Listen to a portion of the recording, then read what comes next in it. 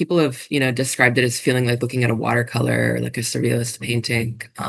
It Again, it hews really closely to Anna's perspective, who is sort of trying to see the world through light and through color and without history. And she has these sort of fractal thoughts that sort of fold in on each other as the narrative goes on. And it's very visual. There's a lot of metaphors. It sort of feels like this kind of dream world that she's inhabiting, especially for the first half of the novel. And then like the pressures sort of make that spell peter out by the end. She's an ex-painter who has inherited this orchard and is going there to sort of, annihilate all traces of her past. And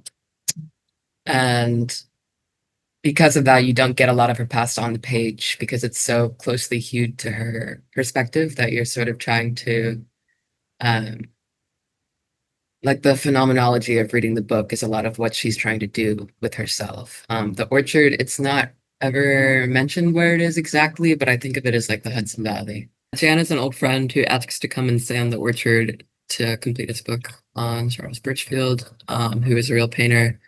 And they have a sort of complicated friendship.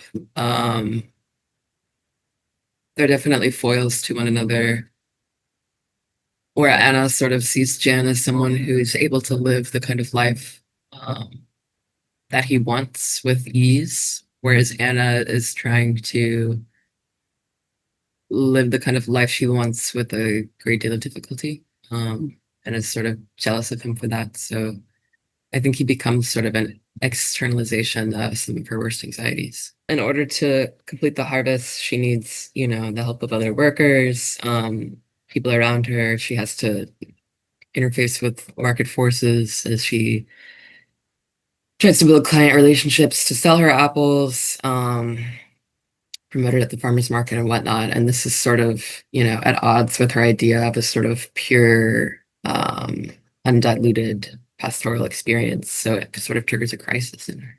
I think the main thrust of it is sort of the contemporary, very image-based desire to escape into the pastoral, and also the sort of both futility and irresponsibility of that kind of flight.